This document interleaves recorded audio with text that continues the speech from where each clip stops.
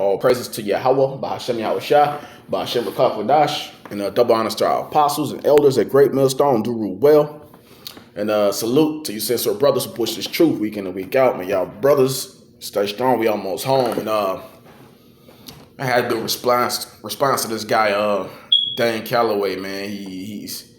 His doctrine or his philosophy is spreading like wildfire. That he's basically saying that so-called blacks. He's saying we all Indians. So-called blacks is all Indians or natives. And that the whole thing about the history of slavery was a lie. And that includes us coming over here on slave ships. He says that's a lie too. The whole slave ship thing, that's a lie.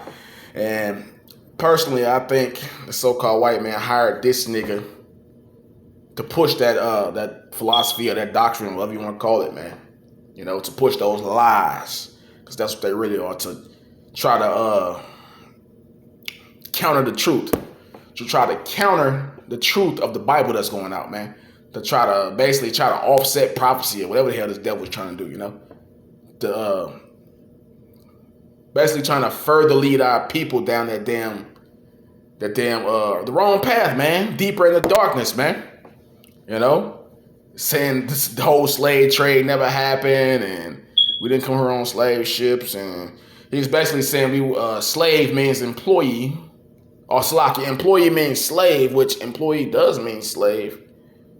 So he was saying we were basically employees to the white man. Well, nigga, how the hell did you get the so-called white man's last name, Mr. Dane Calloway? How you get his last name, bruh? How did you get his last name? So back 150 years ago, whatever, you had people giving their employees their last names, right? Huh? How you get his last name? Why are you speaking English? Why is your whole so-called culture given to you by the so-called white man, man? How did that happen, man? You know? So what's up with it's thousands of questions you can ask this dude and he won't be able to answer.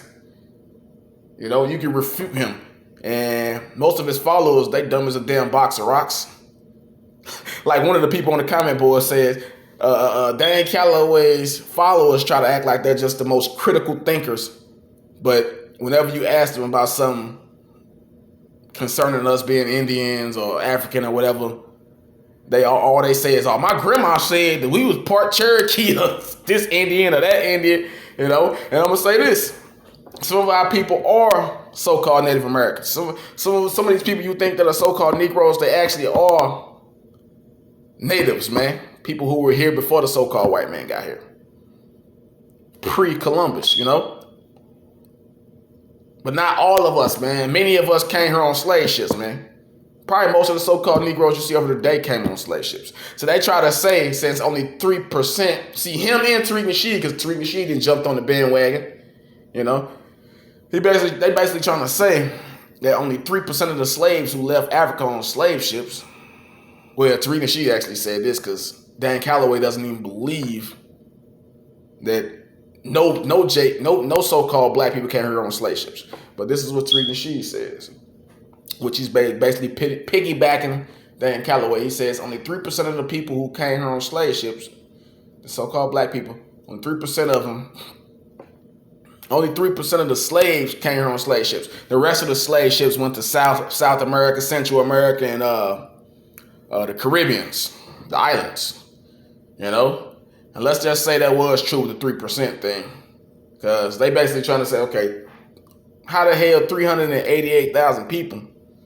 That's that 3%. Hold on, let me make sure I got that number right. How the hell only 388,000 slaves become millions and millions of people? You know? How did that happen? That's what they trying to say. Okay, it happened because we're fruitful people, man. And not only that we hella fruitful, Salakia. We're hella fruitful, Satan. Not only that, but we were actually forced to breed in slavery, man. We were forced to breed in slavery. You know? Forced. So that add even more to the numbers, man. You read the scriptures, man. Every nation in the Bible started with a man. One man and multiple women, man, that became millions of people over time. You know, so I'm gonna jump into this article, man. And it's easy to refute these clowns, man. And I'm gonna say this: how the hell do y'all explain the slave trade ports all throughout West Africa, man? And Ghana and Sierra Leone, you know, and Angola and Nigeria, you know, all throughout West Africa and Senegal. You know, how do you explain those slave ports where all these thousands and millions of so-called Africans, which they really were Israelites from the tribe of Judah, Benjamin, and Levi, were being shipped from Africa, traded by African people to the so-called white man on ships? How do you explain that? How do you explain all the records on slavery? How do you explain the records of who financed the slave trade, man, which it was them so-called Jews, you know? And all these massive, gigantic companies that was built on slavery, man. You know? Slavery wasn't just us being no damn employees. Nah, man. That ain't true at all. We actually went into hardcore bondage. But I'm going to go and get into this article, and Lord willing, you'll be edified, man. It says, this is pbs.org. It says, how many slaves landed in the U.S.? And this is by Henry Louis Gates Jr. Perhaps you, like me, were raised essentially to think of the slave experience primarily in terms of our black ancestors here in the United States. In other words, slavery was primarily about us, right? From Crispus Attucks and Phyllis Wheatley, Benjamin Banneker and Richard Allen, all the way to Harriet Tubman, Sojourner Truth, and Frederick Douglass. Think of this as an instance of what we might think of as African-American exceptionalism. In other words, if it's in the black experience, it's got to be about black Americans. Well, think again. The most comprehensive analysis of shipping records over the course of the slave trade is the Transatlantic Slave Trade Database, edited by Professors David Eltis and David Richardson. While the editors are careful to say that all their figures are estimates, I believe that they are the best estimates that we have, the proverbial gold standard in the field of the study of the slave trade. Between 1525 and 1866, the entire history of the slave trade to the New World, according to Transatlantic Slave Trade Database, 12.5 million Africans, which they were really Israelites, lost Israelites, man. 12.5 million Africans were shipped to the New World, to the Americas. Not just North America, but Central America, South America, and the Caribbean islands. It says 10.7 million survived the dreaded Middle Passage, disembarking in North America, the Caribbean, and South America. And, okay, I'm going to say this before I lose this train of thought. This dude was talking about how is it possible. Because you see this image of these slave ship when these black people packed in this slave ship right here like sardines. They crammed in there like sardines, man. He said, how is that possible for millions of them to actually make it that far with no food, no water, and that? And how did they survive packed in like that? Dude, it says 12.5 million, that's the estimate, were shipped to the New World, and 10.7 million survived, nigga. That's over 2 million dead right there. That's over 2 million dead. And as far as the food and the water, Esau fed the slaves, man. You gotta feed your slaves. He might have fed us slop, which was unlawful. We don't supposed to eat no pork or none of that, man. Because us today eating pig snoot, pig feet, and all this other madness, man. We don't supposed to be eating that type of stuff. We don't supposed to eat no swine. And Esau know that. That's why he forced it down our throat. He forced that upon us, man. And he made sure we had stuff to drink. You know? I didn't say we were eating hella food on slaves. I'm just saying he was making sure we were fed to survive. You got to feed your slaves, man. You want these people to do this, and that, and all these hard tasks, all this hard work that his Edomite ass wouldn't do. Don't you think he fed us, man? Don't you think he fed us? And on top of that, why are there sharks to this day following that path, man, of the slave ships, while following what the slave ships went throughout the transatlantic slave trade?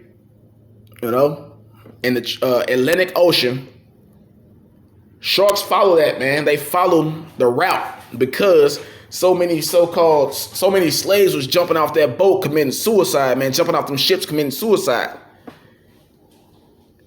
You know, and sharks was eating them, man. Eating their bodies.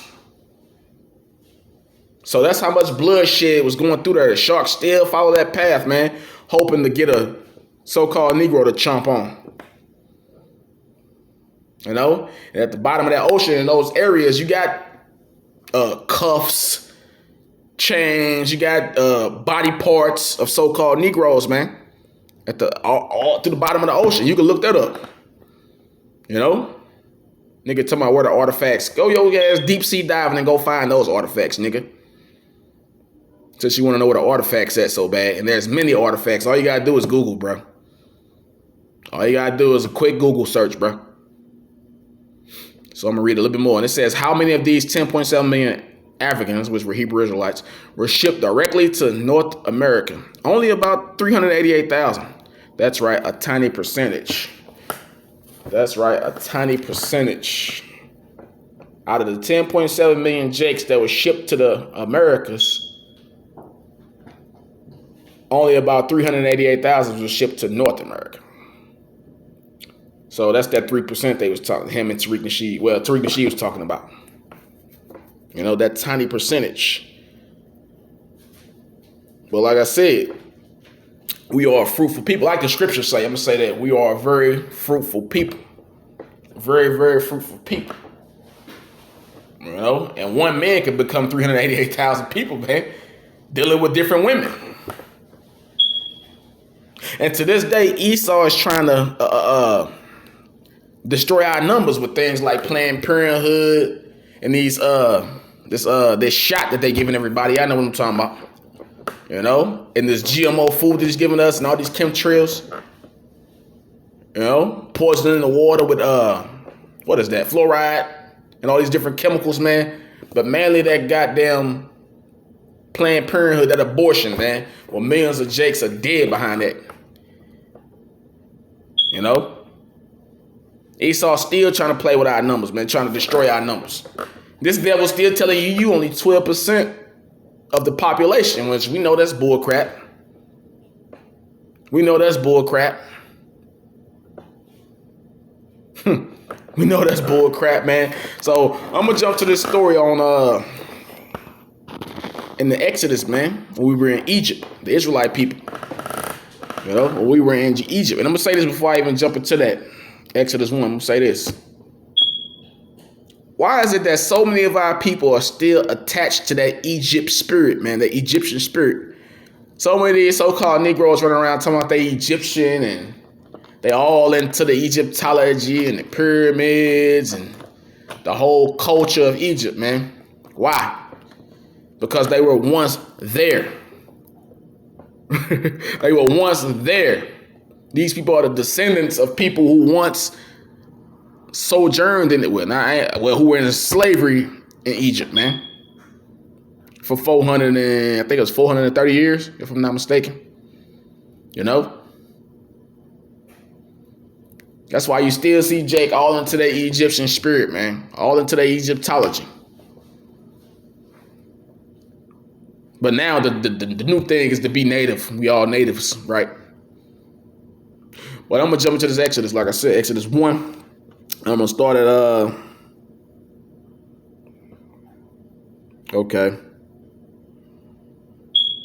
Exodus 1 and 6.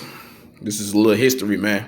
You know, and hey, there's nothing new under the sun. This is showing you how fruitful Jake is, man. When I say Jake, I'm talking about the so-called Negro, Latino, and Native American. And in particular, I'm talking about that so-called Negro right now. You know, so this is Exodus 1 and 6. It says, and Joseph died, and all his brethren, and all that generation. And the children of Israel were fruitful. And the children of Israel were fruitful. Meaning they had a whole lot of babies, bro.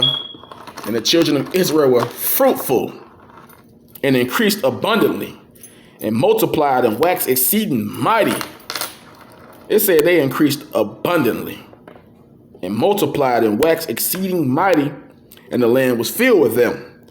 Now there arose up a new king over Egypt. That's the same thing that's happening in America today. We're in abundance, man. We're everywhere. We ain't no goddamn 13% or no 12%, whatever they say. The so-called Negro is everywhere throughout America. And really, we're everywhere global, but we speaking of America right now, the new Egypt. America is the new Egypt. The word Egypt means bondage. This is the new place of our bondage, man.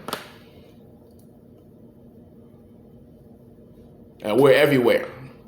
You can go to the most remote place in America, man. You're going to see some niggas there, man.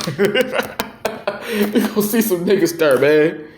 You know? You going to these small towns or you think you ain't finna see no so-called black people. Oh, you finna see some niggas, man. You know?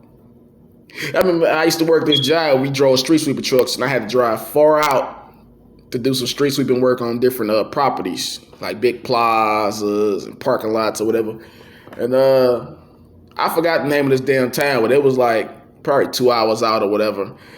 And I'm doing the work for the company or whatever, and a car pull up at this vending machine, and a damn nigga jumped out. I thought I was in straight up KKK land, which I probably was. But a nigga jumped out and got a soda out the vending machine and jumped back in. Jumped back in the car and rolled off, man. Hey, this is such a remote, wooded area where you would never think a so-called Negro is, man. It was Jake, man. Jake is everywhere, bro. We everywhere. So, there's nothing new under the sun. Same thing back in old Egypt. So, let me get back to the story. It says, and the children of Israel were fruitful and increased abundantly and multiplied and waxed exceeding mighty, and the land was filled with them. Now there arose up a new king over Egypt, which knew not Joseph. And he said unto his people, behold, the people of the children of Israel are more and mightier than we. Come on, let us deal wisely with them, lest they multiply, and it come to pass that when there falleth out any war, they join also unto our enemies and fight against us, and so get them out of the land of Egypt, and so get them up out of the land. Therefore they did set over them taskmasters to afflict them with their burdens, and they built for Pharaoh treasure cities, Pithom and Ramses. But the more they afflicted them, the more they multiplied and grew, and they were grieved because of the children of Israel. Same thing, man. The more they afflicted us in slavery in America, the more we grew. Same thing today with the whole abortion thing and all that, and all these prisons set up for us, man. The more they afflict us, the more we grow, man. Nigga talking about how 388,000 black people become what they say. What's our population? 41 million? Which I don't believe none of them numbers really. But they say, how did this small number become millions and millions of people like this? Dude, we all got family members, cousins, uncles, you know, that's just running around making babies with all kind of women, man. Getting babies out of one night stands and, you know, making babies with this woman, that woman, that woman, that woman. And we all know about these females who are getting all these babies by these different dudes, man. That's called multiplication, nigga. That's called multiplication, bruh. You know? That's simple, man. And it says, but the more they afflicted them, the more they multiplied and grew, and they were grieved because of the children of Israel. And the Egyptians made the children of Israel to serve with rigor. They put it on as real hard, man. And they made their lives bitter with hard bondage and mortar and brick, and in all manner of service in the field. All their service wherein they made them serve was with rigor. And the king of Egypt spoke to the Hebrew midwives, of which the name of one was Sifra, and the name of the other Puah. And and he said, when you do the office of a midwife to the Hebrew women, and see them upon the stools, if it be a son, then you shall kill him. But if it be a daughter, then she shall live. But the midwives feared Yahweh, and did not as the king of Egypt commanded them, but saved the children alive. Exactly. So these midwives feared the Most High, and they went rocking with what the king of Egypt said. And they saved those children alive, man. Beautiful. And it says, the king of Egypt called for the midwives and said unto them, why have you done this thing, and have saved the children alive? And the midwives said unto Pharaoh, because the Hebrew women are not as the Egyptian women, for they are lively and are delivered ere the midwives come in unto them. Therefore Yahweh dealt well with the midwives, and the people multiplied and waxed very mightily. And it came to pass, because the midwives feared Yahweh, that he made them houses. And you notice it says Yahweh dealt well with the midwives. They skip right over that damn Pharaoh, that king, man. It says Yahweh dealt well with them. The hell with what that king got to say. They followed the orders of Yahweh, and therefore he dealt well with them. And ain't nothing the so-called Pharaoh can do about that. You know? And it came to pass, because the midwives feared Yahweh, that he made them houses. And Pharaoh charged all his people, saying, every son that is born ye shall cast into the river, and every daughter ye shall save alive. You know, because the lineage goes to the father. Your bloodline goes to the father. So if that Israelite man get with any race of woman and have a baby, it's gonna be an Israelite baby. If that Egyptian man get with any race of woman, that includes the Israelite woman. If you get with an Israelite woman or any other race of woman, that baby gonna be an Egyptian baby, a little Hamite, man. And they knew that back then. They knew your bloodline goes to your father, man. Your father, that's what determines your nationality, whatever nationality your father is. So, and you know what? Esau know that Jake is looking for that lineage. Jake is looking for themselves, man.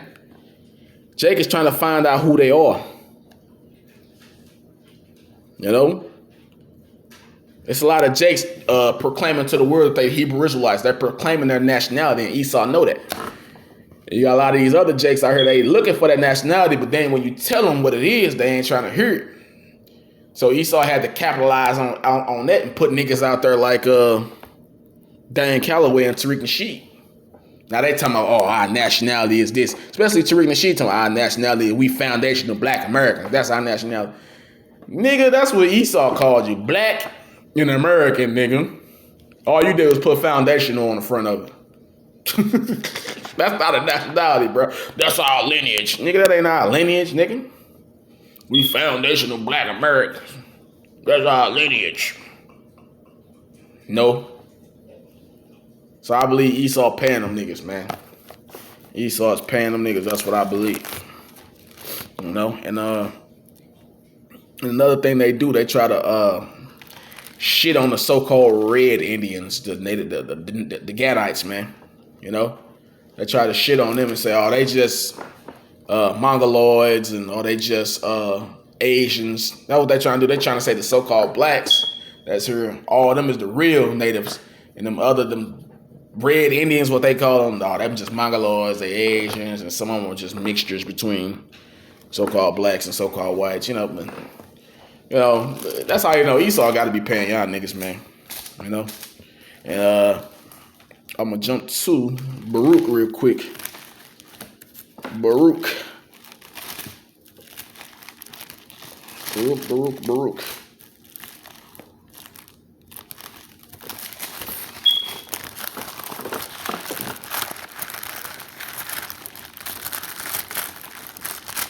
Sloppy. Damn. Hold up.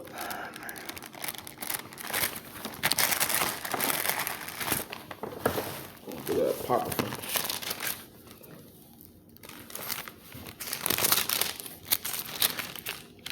All right, Baruch 2. Baruch 2 and hold on. Baruch 2.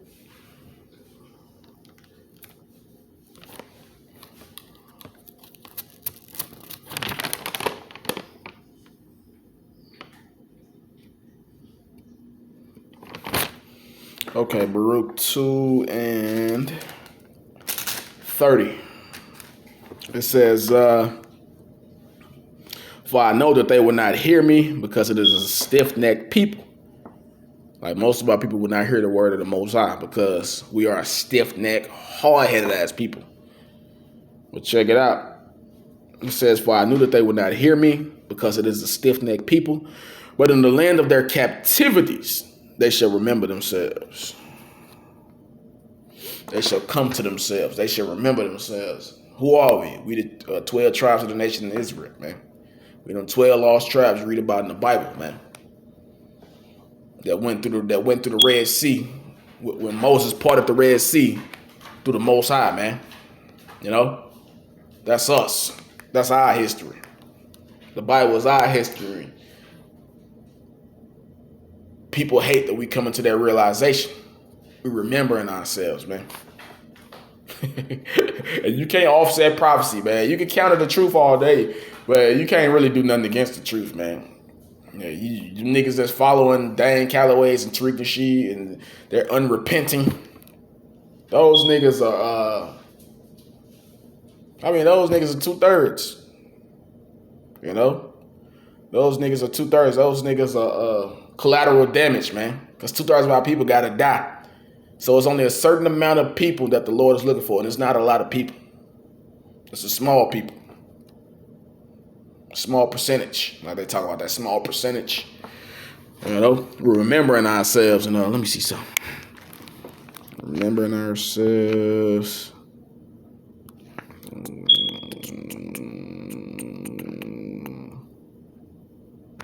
Yeah, let me click on that real quick. I typed in West African slave trade and ports. It says ports that exported these enslaved people from Africa include Oida, Lagos, Eniho, Little Popo, Grand Popo, Agui, Jakin, Porto Novo, and Badagry. And my big brother Qualaf, he sent me a couple links on that. Hold on, if I can find them. Let me see if this one.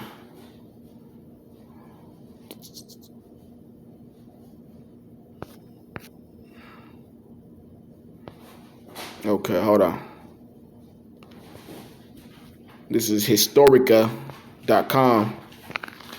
And the destruction of Limboko. This is in Sierra Leone. This conflict was the suppression of the Atlantic slave trade. 1849 was the date. The place was the Limboko Fortress in Sierra Leone. The outcome, the fortress destroyed. The participants, United Kingdom, and the slave traders. So just reading some of this, it says the destruction of Limboko occurred in 1849 when the British Royal Navy and its Royal Marines assaulted the infamous slave fortress of Limboko in Sierra Leone. The fortress, located at the mouth of the Galenas River, was run by Spanish slave merchants who, by 1839, was illegally exporting 2,000 slaves a year. Due to the illegality of the Atlantic slave trade, the Royal Navy intercepted several slave ships, and after the case of the United States versus the Amistad, the Royal Navy made it a priority to destroy the Limboko fortress, from which the Amistad captors had departed for Cuba. And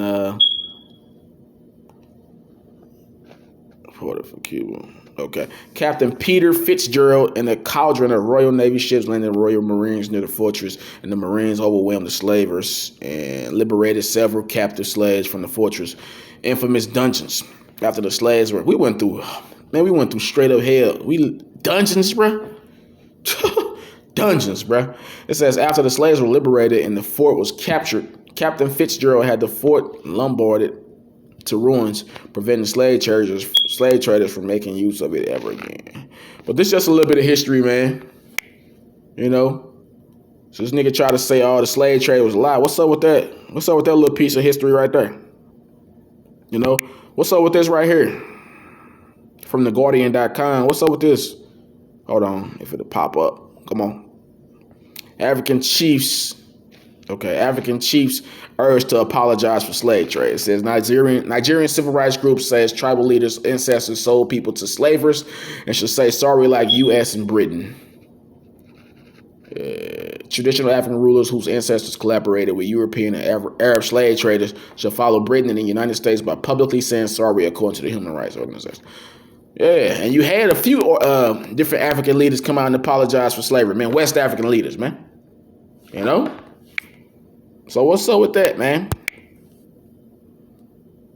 The scriptures talk about we're going to go into a new Egypt in Deuteronomy 28, man. That's talking about America. It's Deuteronomy 28:68. It talks about a yoke of iron being placed upon our neck, man. When you Google yoke of iron, like Apostles Tahar always point out, man, when you Google yoke of iron or yoke on a slave, you get images of so-called Negroes, man, with yokes on their neck. What's up with that, man? Scripture talk about us going into slavery on slave ships. So y'all trying to debunk that, man, and try to muddy up the waters, but it won't happen. Esau, you are your flunkies that you hired to do this shit. Look at a little bit of this. It's CNN.com. It says, slave trade ghost town, the dark history of Bunce Island.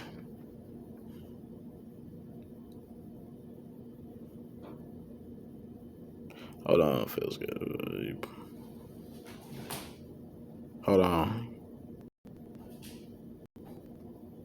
Read a little bit of this. It says, historian Joseph Apala says that when the human cargo was loaded into the ships, the slave traders took off the ballast they brought from England, pebbles of English flint that are still scattered all over the island shores. If you put it in your hand and weigh it, you can feel the weight of the human beings put on the ship as these items were thrown off, says Apala. So, I'm just looking through some of these images. A gravestone of a ship's captain in the island European graveyard.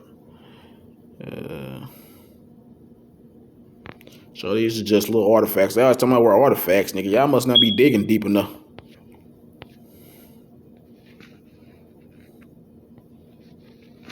All right, I'm not gonna read through all that. You know, maybe y'all can check that out if y'all want to. But yeah, I'm not gonna read through all that.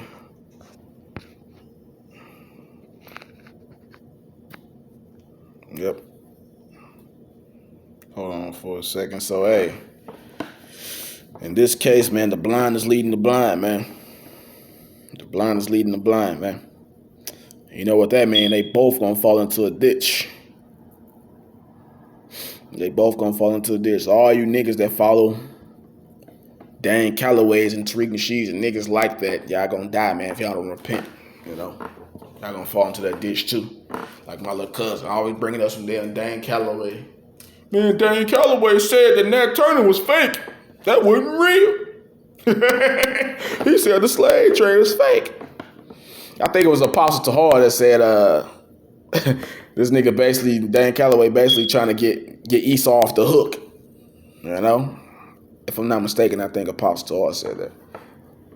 He's basically trying to get Esau off that hook, man. And I'm gonna jump back to this Baruch 2 and 30. Let me end it off on this too. 30 through 35. It says, For I knew that they would not hear me, because it is a stiff-necked people, but in the land of their captivities they shall remember themselves, and shall know that I am the Lord their God. For I give them a heart and ears to hear. And that's why today people know of the name Yahweh. Yahweh. If you ask most people 10 years ago, they wouldn't have knew what the hell is Yahweh. They wouldn't know. If you say Yahweh about Hashem Yahweh, shouting about, oh, you a Hebrew Israelite. Yeah? That's the Lord putting his spirit out there and putting his name out there, man. Letting it be known. Letting it be known what his name is and who his people are, man. So, and shall know that I am the Lord their God, for I give them an heart and ears to hear. And they shall praise me in the land of their captivity and think upon my name. Exactly. We praising the Lord in the land of our captivity, and we thinking upon his name. In return from their stiff neck and from their wicked deeds, for they shall remember the way of their fathers, which sinned before the Lord. And I will bring them again into the land which I promised with an oath unto their fathers, Abraham, Isaac, and Jacob. And they shall be lords of it. And I will increase them, and they shall not be diminished. And I will make an everlasting covenant with them to be their God, and they shall be my people. And I will no more drive my people out of Israel out of the land that I have given them. That's beautiful, man. I'm going to read that last verse one more time. Verse 35. And I will make an everlasting covenant with them to be their God. And they shall be my people. And I will no more drive my people Israel.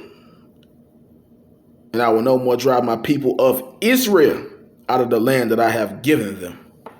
All praises to Yahweh, Ba'ashem Yahushua, Ba'ashem Rakakwadash, Shalom to the hopeful elect, Kwam Yashala, and the Bible Ball.